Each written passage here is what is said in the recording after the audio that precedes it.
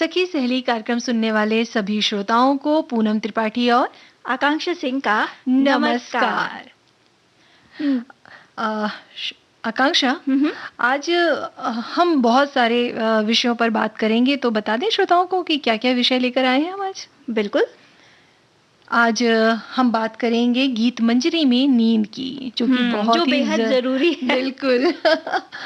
और आज है विश्व प्रेस स्वतंत्रता दिवस।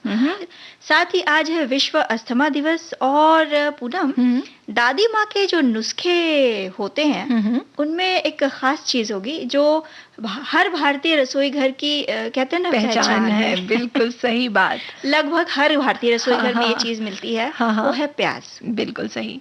और आज हम बात करेंगे अक्षय तृतीया, परशुराम जयंती और ईद की। और ये त्योहार आज हम मना रहे हैं, इसलिए बात करेंगे। भाई, जब त्योहार होते हैं तो हर तरफ खुशियों का माहौल तो होता ही है, उत्सव का माहौल होता है। हर दिल उमंग और उल्लास से प्रफुल्लित रहता है ना। तो आज जो हम बात कर रहे थे अक्षय तृतीया की, वैसे इस त्योहार को अक्ति या आखा तीज के नाम से भी जाना जाता है भारत के कई इलाकों में। और जो पौराणिक ग्रंथ हैं उनके अनुसार इस दिन को पूनम जो भी काम किए जाते हैं तो उनका जो फल मिलता है वो अक्षय होता है। बिल्कुल। और अक्षय यानी कि कभी भी न मिटने वाला। तो इस दिन आप जो भी काम करते हैं उनसे जो फल मिलता है, अगर आपको समृद्धि मिल रही है या आत्मिक आनंद मिल रहा है या आत्मिक संतोष मिल रहा है, और या अगर सफलता मिल रही है किसी काम में, तो वो अक्षय होगा, यानी कभी न मिटने वाला होगा। बिल्कुल सही। वैशाख महीने के शुक्ल पक्ष के तीसरे दिन इसे मनाया जाता है और ये दिन सर्वसिद्ध मुहूर्त के रूप में विशेष महत्व रखता है। इस दिन शुभ कार्य जैसे कि विवाह, गृह प्रवेश, आभूषण खरीदना, घर, जमीन और गाड़ी खरीदना सब शुभ माना जाता है। कहा जाता है कि गहने भी खरीद सकते हैं। और ऐसा माना जाता है कि इस दिन किसी भी प्रकार के दान करने से अक्षय फल प्राप्त होता है, यानी उसका फल मिलता है। और इस दिन गंगा स्नान करने का भी विशेष महत्व होता है। अक्षय तृतीया पर माँ लक्ष्मी और विष्णु जी की पूजा की जाती है। साथ ही देवी अन्नपूर्णा की भी पूजा की अर्चना की जाती है। और पौराणिक मान्यता है कि इस पावन दिन अगर जरूरतमंद लोगों को या जिनको जरूरत है उन्हें खाना खिलाया जाए या पानी पिलाया जाए या सेवा की जाए, तो माँ अन्नपूर्णा जो होती है उनकी विशेष कृपा होती है। घर में सुख शांति और धन धान्य की कमी कभी नहीं होने पाती। साथ ही आज यानी अक्षय तृतीया तो है ही, साथ ही साथ परशुराम जयंती भी मनाई जा रही है। महर्षि जम, अग्नि और रेणुका के पुत्र परशुराम को भगवान विष्णु का छठा अवतार माना जाता है।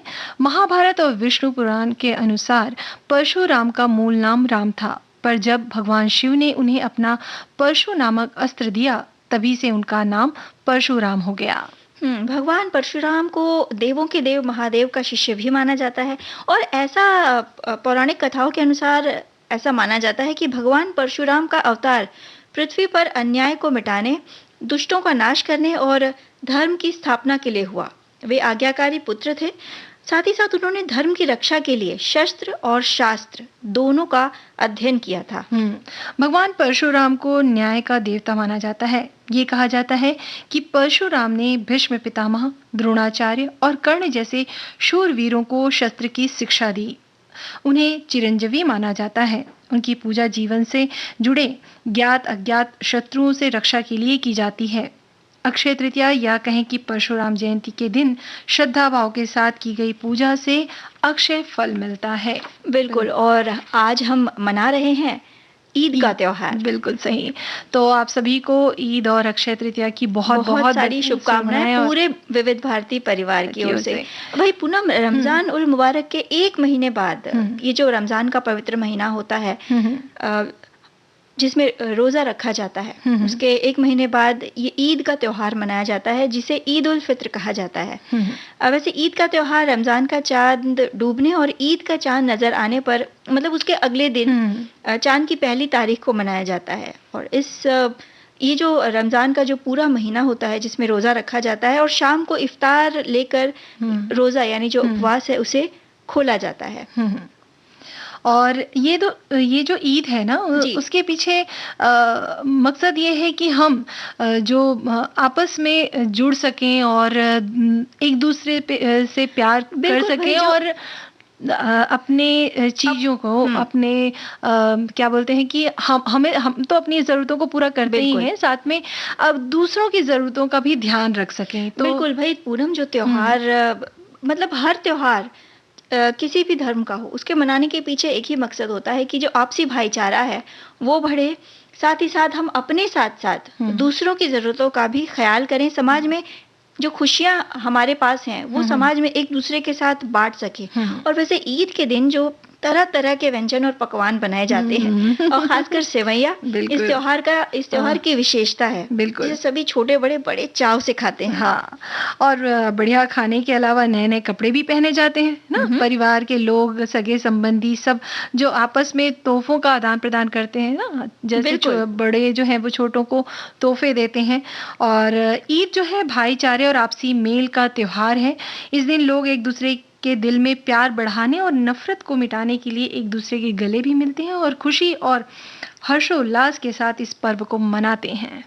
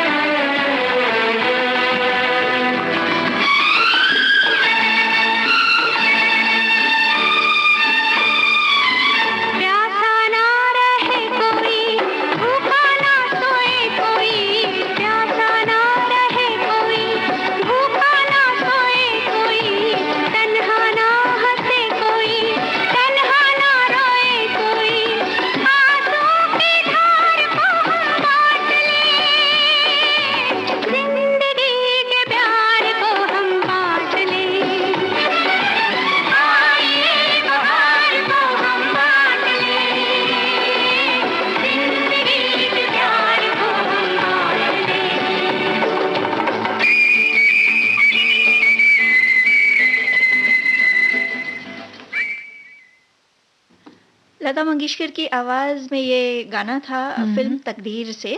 और पूनम, हम जो मनुष्य हैं, एक दूसरे के जो हमारे विचार हैं, हम चाहते हैं कि हमारे विचार दूसरों तक पहुंचे, बिल्कुल या उसी तरह मतलब विचारों का आपसी आदान प्रदान होता रहे, क्योंकि हम एक सामाजिक प्राणी हैं। बिल्कुल सही। तो हम जो अभिव्यक्ति करते हैं, देखा जाए तो उसके बहुत से माध्यम हैं, और खासकर आज का जो युग है, मतलब टेक्नोलॉजी से भरा युग, तो विचारों को दूसरों तक पहुंचाना बहुत आसान हो गया है। और देखा जाए तो हमारे विचार अपने विचारों को अभिव्यक्त करना एक तरह से मनुष्य का हक भी है और जरूरत भी है। बिल्कुल सही बात। तो अपने विचारों को हम किस तक और कैसे पहुंचाना चाहते हैं, मतलब बहुत से माध्यम हैं जिससे हम लोगों तक अपने विचार साझा कर सकते हैं। अब आजकल जैसे सोशल मीडिया हो गया या समाचार पत्रों के द्वारा।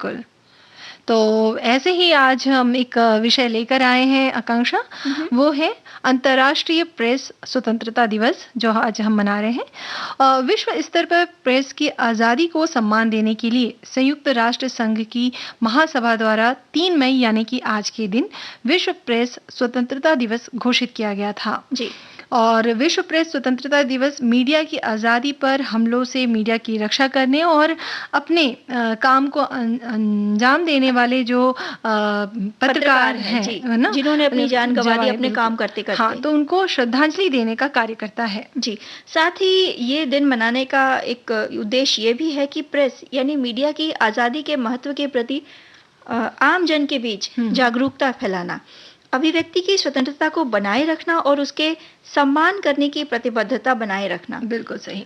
लोकतंत्र के मूल्यों की सुरक्षा और उसे बहाल करने में जो मीडिया है, वो देखा जाए तो एक महत्वपूर्ण भूमिका निभाता है। इसीलिए इसे लोकतंत्र का चौथा स्तंभ भी कहा जाता है। बिल्कुल सही बात कही तुमने।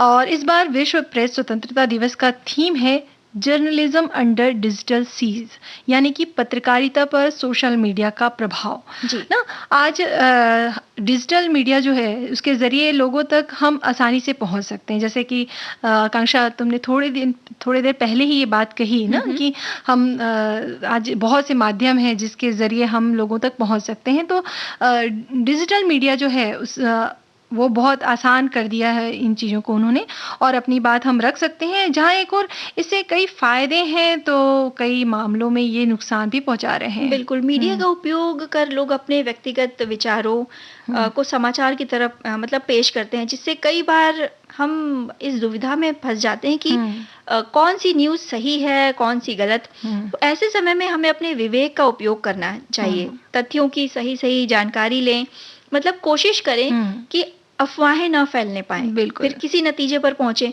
ताकि हम मतलब ये जो कुछ समाचार ऐसे होते हैं जो कभी-कभी सही नहीं भी होते। बिल्कुल सही। लेकिन जो आम जन होते हैं वो उनके तथ्यों को जाने बिना ही अगर आगे फॉरवर्ड करते जाएं, आगे बढ़ाते जाएं, तो लोगों में वो माहौल बिगड़ने का भी डर लगता है और लोग भ्रमित भी हो जाते हैं। बिल्कुल सही। तो ये जो अभिव्यक्ति की जो स्वतंत्रता है वो बेहद जरूरी है, लेकिन उस स्वतंत्रता का उपयोग एक तरह से हमारे दायरे में रहकर करें। बिल्कुल, दायरे में रहकर करें, हमारा राइट है वो।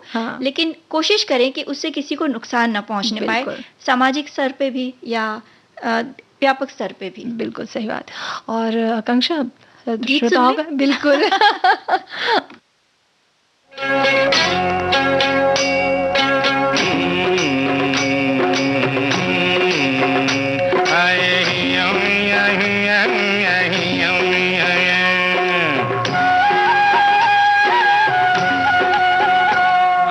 बोलेगा तो बोलोगे के बोलता है, हम बोलेगा तो बोलोगे के बोलता है।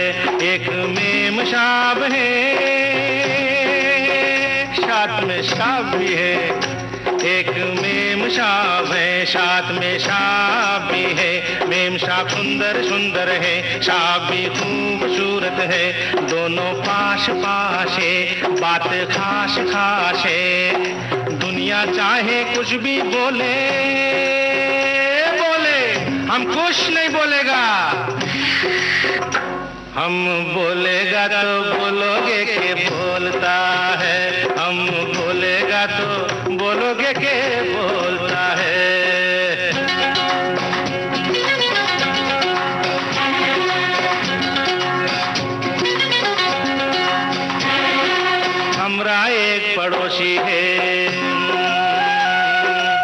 हमरा एक पड़ोसी है, नाम जिसका जोशी है, वो पास हमरे आता है और हमको ये समझाता है, ये जब दो जवां दिल मिल जाएंगे तब कुछ ना कुछ तो होगा, ये जब दो बादल टकराएंगे तब कुछ ना कुछ तो होगा। दो से चार हो सकते हैं, दो से चार हो सकते हैं, 4 से 8 हो सकते हैं, 8 से 60 हो सकते हैं, जो करता है पाता है, अरे अपने बाप का क्या जाता है। जोशी पड़ोसी कुछ भी बोले बोले, हम तो कुछ नहीं बोलेगा, हम बोलेगा तो बोलोगे के बोलता है, हम बोलेगा तो बोलोगे के बोलता है।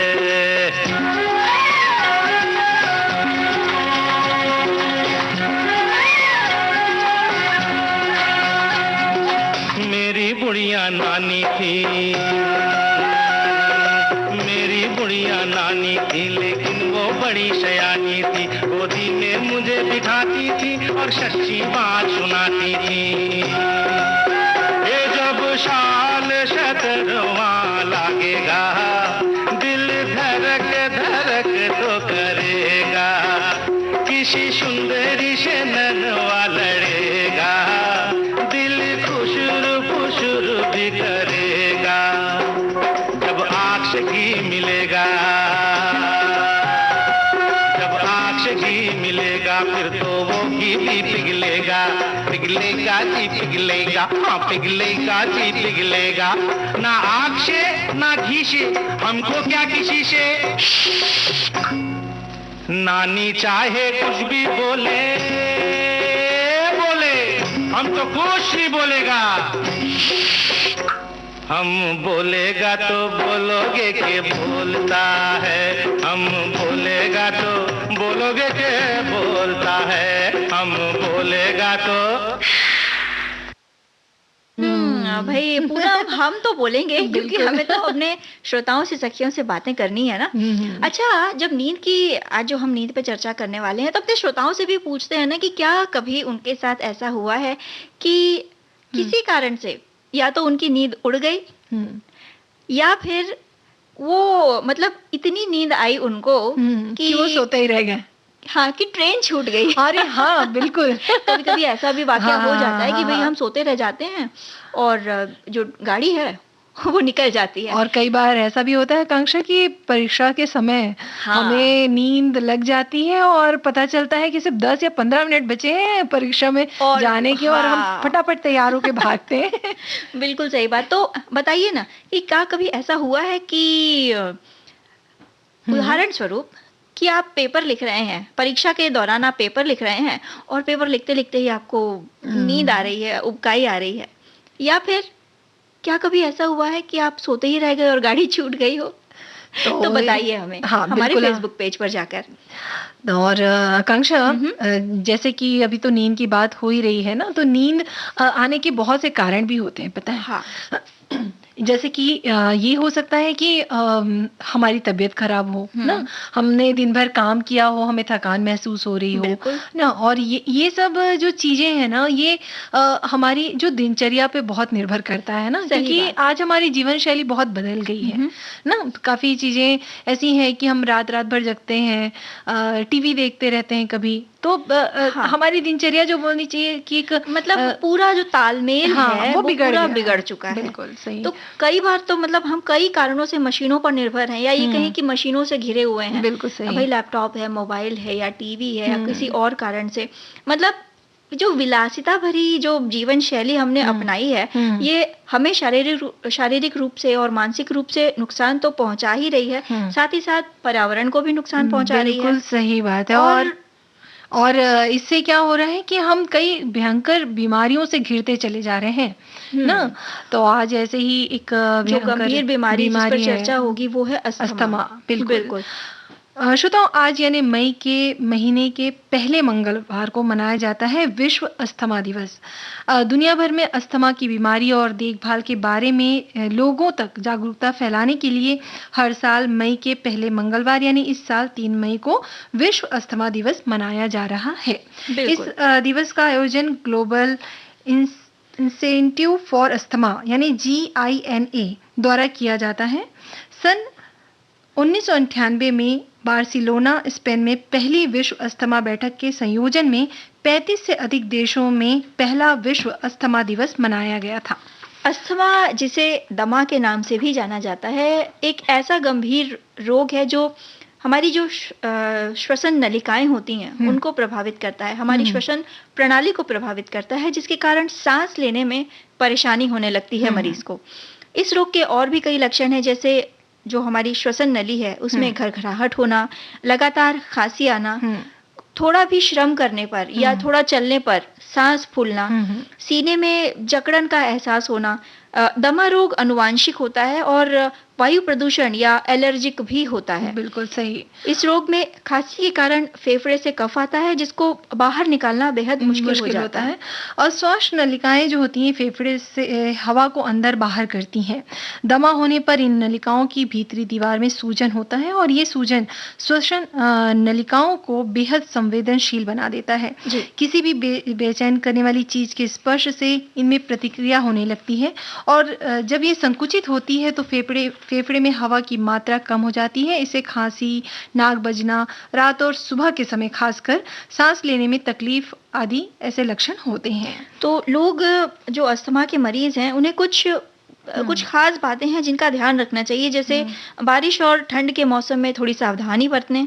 धूल भरी जगहें हैं जहाँ पे अगर हो सके तो न जाएं, और अगर आप रास्ता चलते भी जैसे धूल वगैरह उड़ रही है तो अपने कोशिश करें कि उस उड़ती हुई धूल से अपने आप को बचाएं। नाक और मुंह ढक लें। ताज़ा पेंट हो गया या कीटनाशक स्प्रे हो गए जैसे, या अगरबत्ती या मच्छर भगाने वाली जो कॉइल्स आती हैं, उनके धुएं से भी एक अस्थमा के मरीज को बेहद परेशानी का सामना करना पड़ सकता है। और पूनम, आजकल तो ये जो अस्थमा की बीमारी है, छोटे छोटे बच्चे भी इसकी जकड़ में आते जा रहे हैं। कारण सिर्फ यही है, जो बढ़ता प्रदूषण है, ये अहम रोल निभा रहा है, मुख्य भूमिका निभा रहा है इस अस्थमा की बीमारी को फैलाने में। बिल्कुल सही बात है और बिल्कुल सही कहा आकांक्षा तुमने। और इसके अलावा क्या है, अस्थमा के मरीजों को जो है ना, खान पान का भी विशेष ध्यान रखना ही चाहिए। जैसे कि आहार में लहसुन है, अदरक है, हल्दी है, काली मिर्च जैसे पदार्थ हैं उनको ज़रूर शामिल करें। बिल्कुल। हमेशा जो है वो गुनगुने पानी का सेवन करें ना। और जैसे कि पत्तेदार जो सब्जियां हैं, पालक है, गाजर का रस है, वो लेते रहें। बिल्कुल ना।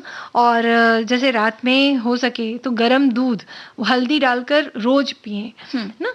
और साथ में एक है कि जिसमें सोंठ है, सेंधा नमक, एक और जीरा, भुनी हुई हींग और तुलसी के पत्ते, इन सबको पीसकर एक गिलास पानी में उबाल लें और छान कर उस पानी को पिएं तो अस्थमा रोग की समस्या से हम दूर हो सकते हैं, क्योंकि ये सारी चीजें गर्म होती हैं। और भाई पूनम, ये सब तो कुछ घरेलू इलाज, मतलब कहते हैं ना घरेलू उपाय हैं, लेकिन ये अस्थमा का जो शुरुआती दौर होता है, अगर आपको तभी समझ में आ रहा है कि कुछ गड़बड़ है शरीर में, तो तुरंत डॉक्टर से इलाज करवाएं।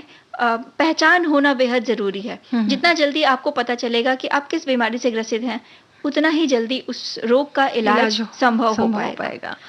बिल्कुल सही बोल रहे हैं आप। ये तो है ही, लेकिन आकांक्षा ये भी है कि अगर बीमारी की शुरुआत है तो वो अगर घर पे ही ठीक हो जाती है तो सोचा जा सकता है उस बारे में, क्योंकि कई बार ऐसा होता है कि जरूरी नहीं कि वो अस्थमा ही हो। साधारण मौसम जब चेंज होता है तो खांसी और ये सब चीजें आ ही जाती है, तो उस पर भी हम ध्यान रखें। तुम्हारा कहना बिल्कुल सही है कि डॉक्टर के पास तो जरूर जाना चाहिए, क्योंकि सही जो बीमारी की पकड़ वही बता पाएंगे ना। तो अभी तो ये जो छोटी छोटी बातें हैं, इनका ख्याल सभी को रखना है, और हमें ये ख्याल रखना है कि श्रोताओं को, सखियों को गीत भी सुनाना है। बिल्कुल सही।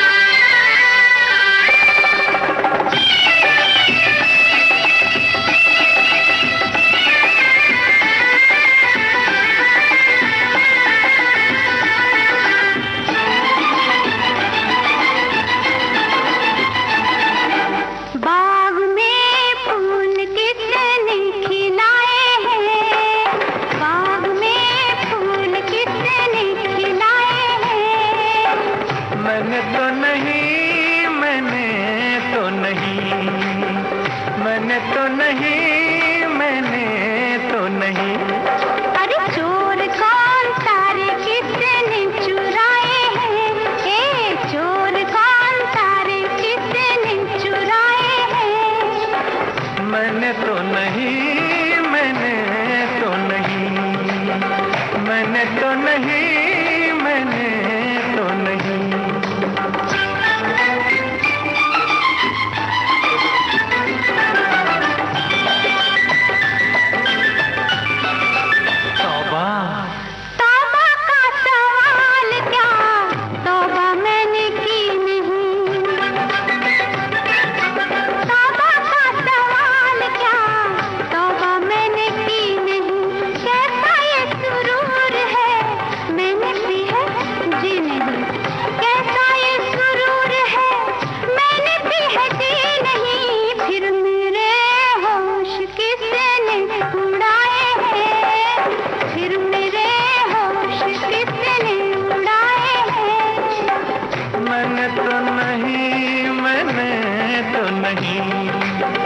मैंने तो नहीं, मैंने तो नहीं।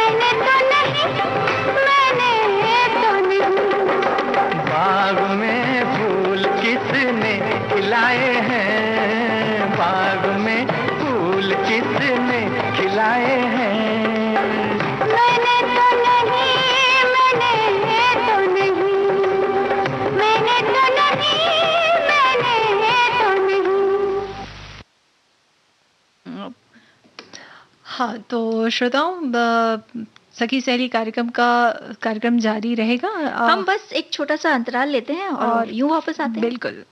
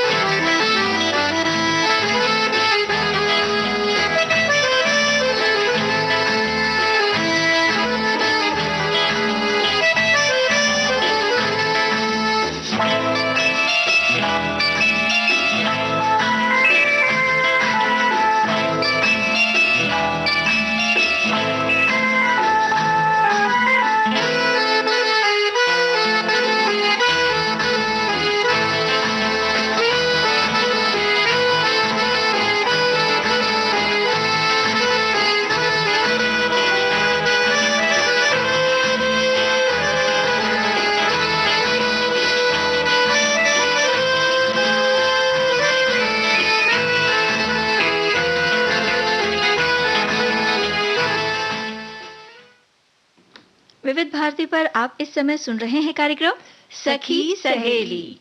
पूनम, हमारे बहुत सारे श्रोताओं ने कमेंट करके हमें अक्षय तृतीया की, ईद की और परशुराम जयंती की ढेरों शुभकामनाएं दी हैं। तो भाई उन सभी को पूरे विविध भारती परिवार की ओर से शुभकामनाएं। और जैसा कि हम बात कर रहे हैं नींद की, तो नींद पर भी हमारे कई श्रोताओं ने कमेंट किए हैं।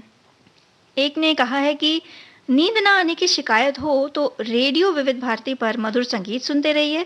और साथ ही उनका कहना है कि नींद से जागकर ये कमेंट लिख रहा हूँ, मुझे तो हर रोज दोपहर के खाने के बाद विविध भारती सुनते हुए अक्सर नींद आ जाती है और रात में भी रेडियो चालू रहता है तो ही नींद आती है। क्या बात है, बिल्कुल क्या बात तो कही है आपने, सच है। वैसे तो संगीत से नींद अच्छी आ ही जाती है ना आकांक्षा? लेकिन कभी-कभी ये भी होता है कि नींद अच्छी नहीं आती है।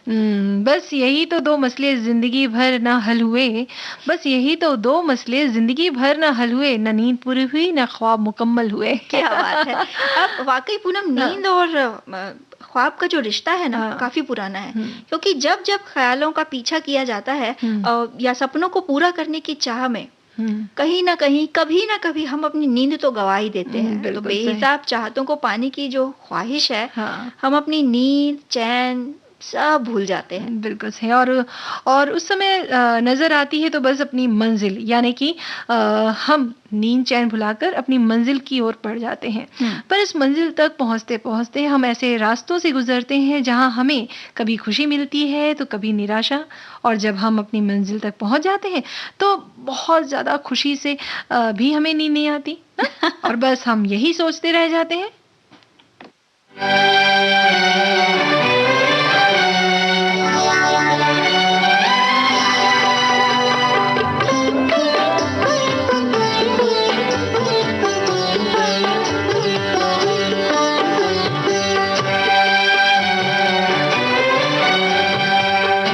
जाने क्या बात है, जाने क्या बात है, जाने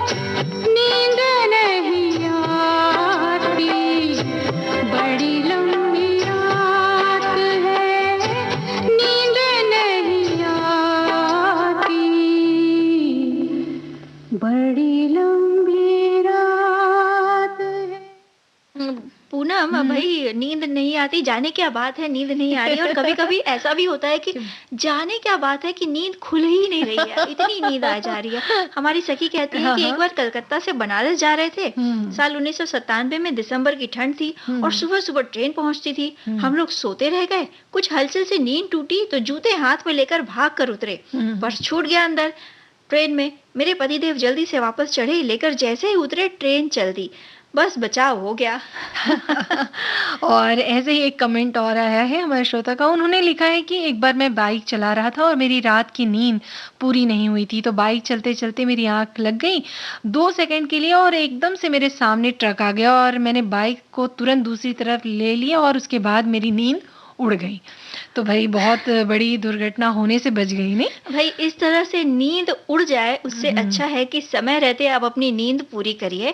और जब भी आप अपने गाड़ी पे या किसी, मतलब अगर जरूरत है आपको बाहर जाना है, आप खुद ड्राइव कर रहे हैं, चाहे 2 पहिया वाहन हो चाहे 4 पहिया वाहन हो, तो भाई ड्राइव करते समय पलके ना झपकें, इसका खास ख्याल रखिए। और अगर आपको थकान लग रही है तो ऐसे समय में भूल जाइए कि मतलब आपको गाड़ी चलानी है, जितना हो सके उसको अवॉइड करिए।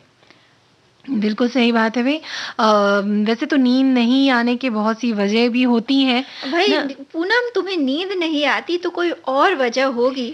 अब हर ऐप के लिए कसूरवार इश्क थोड़े ही ना होता है। सही कहा आकांक्षा, तो वो तो है, वजह तो बहुत सी हैं। जैसे तनाव है, अनियमित दिनचर्या है, जैसे इलेक्ट्रॉनिक सामानों का बहुत ज़्यादा उपयोग करते हैं, मोबाइल ना, सोते समय भी हमारे हाथ में मोबाइल होता है, और चाय, कॉफ़ी और मादक पदार्थों का सेवन जो है ना, ये, और कई जो मेडिसिन भी होती है ना, उससे भी बहुत ज़्यादा कभी-कभी होता है कि नींद नहीं आती है। तो ये जब ये समस्या होती है ना कि नींद पूरी नहीं हो रही है, तो उसके कारण भी बहुत सी समस्याओं से हम घिर सकते हैं। हमारे स्वभाव में चिड़चिड़ापन आ जाता है, जो याददाश्त है वो कमजोर हो सकती है, एकाग्रता में कमी आ सकती है, लोगों से मिलने जुलने में हिचकिचाहट होना, और कई बार थके होने पर या नींद पूरी ना होने पर, जैसा हम अभी बात कर रहे थे, वहां दुर्घटनाएं भी हो सकती हैं। तो अगर इन सारी समस्याओं से बचना है तो शरीर की जो जितनी जरूरत है, पर्याप्त मात्रा में हमें नींद लेना बेहद जरूरी है। तो क्या पता नींद के हम ऐसे मतलब जब हम नींद में हों तो ऐसे ख्वाब आ जाएं जो हमें अपनों की, अपने सपनों की याद दिला जाए। बिल्कुल सही।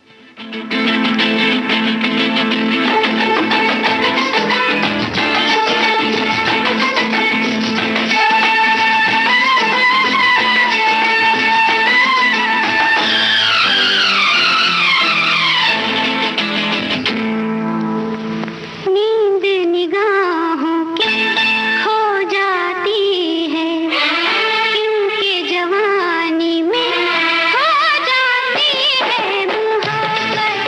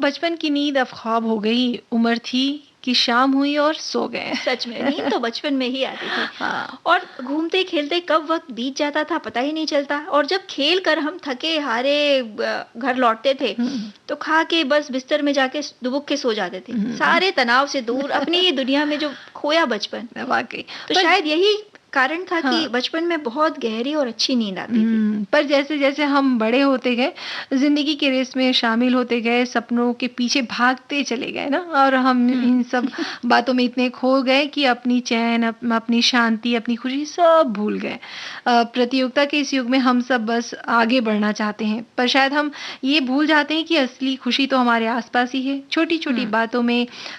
जैसे हरे भरे पेड़ हैं, चहचहाती चिड़ियों की आवाज है, ठंडी हवा, हंसते मुस्कुराते चेहरे, अपनों का साथ, दोस्तों से बातचीत, ये सब जो बातें हैं ना, ये हमें जो है दिन भर के थकान के बाद अच्छी नींद दे सकती है। बिल्कुल। और एक स्वस्थ शरीर के लिए लगभग 7 से 8 घंटे की नींद लेना बेहद जरूरी है, क्योंकि नींद ही वो प्रक्रिया है जो दिन भर की थकान से, जो शरीर में होने वाला जो नुकसान है उससे शरीर को बचाती है, शारीरिक रूप से भी और मानसिक रूप से भी। और शरीर की कोशिकाओं के स्तर को, ऊर्जाओं के जो ऊर्जा मतलब जो स्तर है ऊर्जा का, उसकी मरम्मत करती है, यानी कि हमें दूसरे दिन के लिए तैयार करती है, ताकि हम अपना जो आने वाला दिन है वो एकदम आनंदपूर्ण तरीके से तरोताजा होकर बिताएं। बिल्कुल। पर हमें कुछ बातों का भी ध्यान रखना चाहिए आकांक्षा, जैसे ताज़ा भोजन करना चाहिए, सादा भोजन करना चाहिए, खाने के बाद तुरंत ना सोएं, और सोने के लिए सही दिशा का को भी चुनना चाहिए, तभी अच्छी नींद आती है ना। और जहाँ आप सो रहे हो वहाँ पर साफ सफाई रखें, बहुत तेज रोशनी में ना सोएं, और हो सके तो रूम परफ्यूम जो सुगंधित जैसे धूप अगरबत्ती आती है उसका भी प्रयोग कर सकते हैं। हाँ, अगर आप एलर्जिक ना है तो।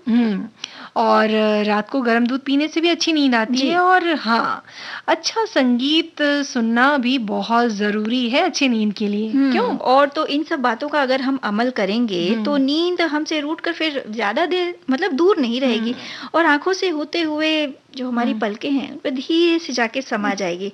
और फिर अगर पूनम एक बार नींद आ गई तो फिर चाहे सुनहरे सपने आए, प्यारे सपने आए, चांद तारे दिखे हमें सपनों में, या उनसे बात करने के ख्वाब, या फिर बिना पंख उड़ने की कल्पना, बिल्कुल सारी एकदम सुकून भरी नींद में सब शामिल है। कोई नींद लिए जाता है।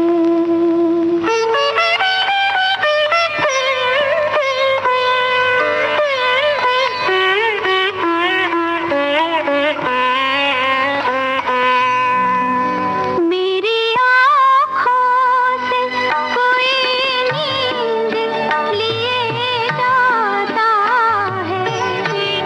मेरी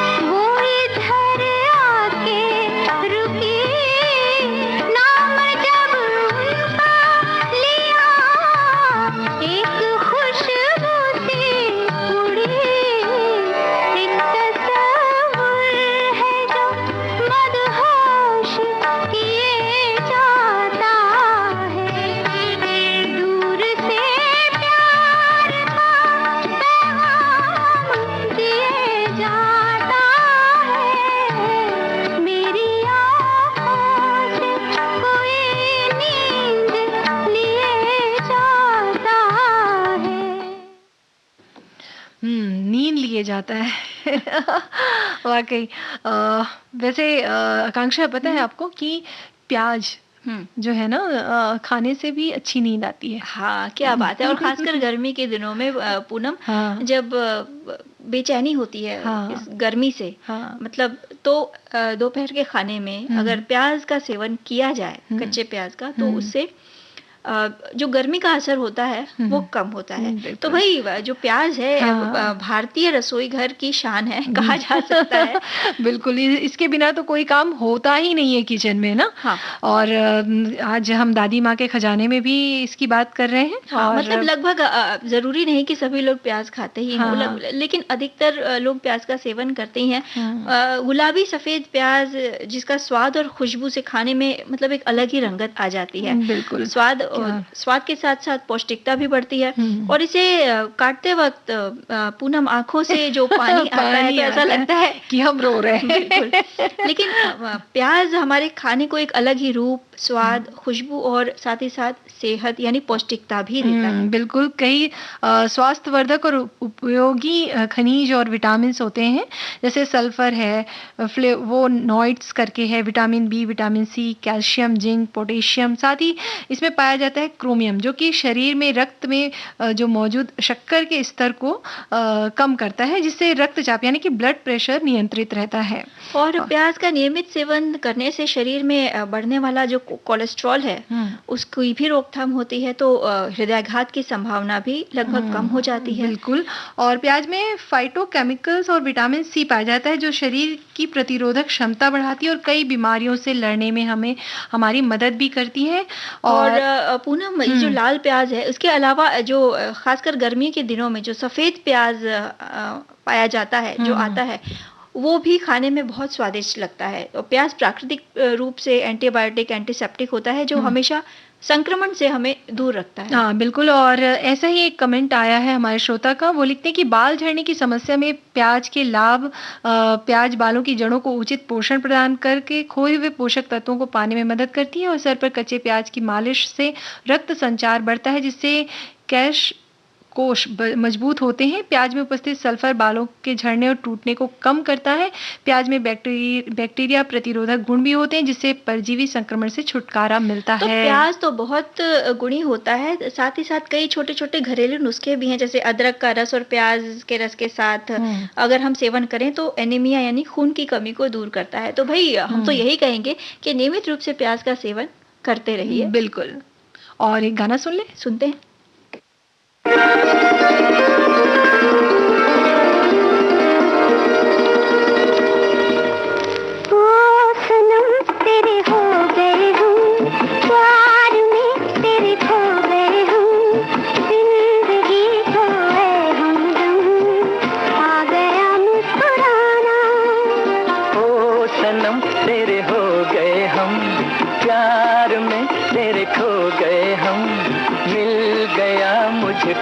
सनम जिंदगी का बहाना,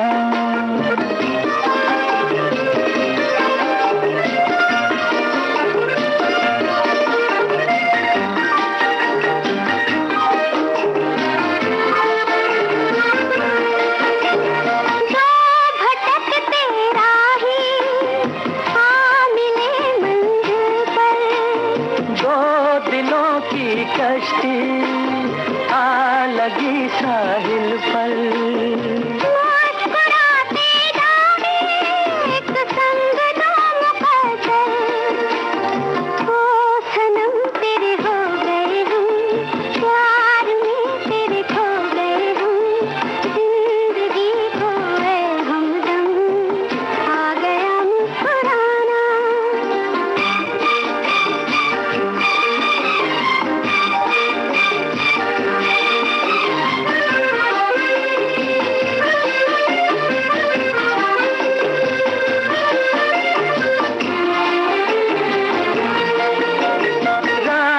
चुप सुनती है ये हंसी अफसाना, देखते हैं तारे बस गया वीराना, चांद को शर्मा दे आपका शर्माना, ओ सनम तेरे हो गए हम, प्यार में तेरे खो गए हम, मिल गया मुझको ऐ सनम जिंदगी का बहाना।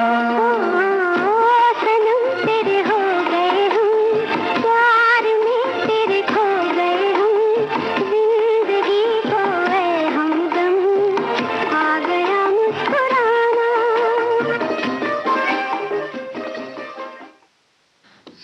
भाई पूनम, हम तो यही कहेंगे कि सब स्वस्थ रहें, मुस्कुराते रहें और एक बार फिर चलते चलते सभी को अक्षय तृतीया और ईद की ढेरों शुभकामनाएं देते हैं बहुत बहुत बधाई और इजाजत लेते हैं सभी से। बिल्कुल। तो सभी को पूनम त्रिपाठी और आकांक्षा सिंह का नमस्कार।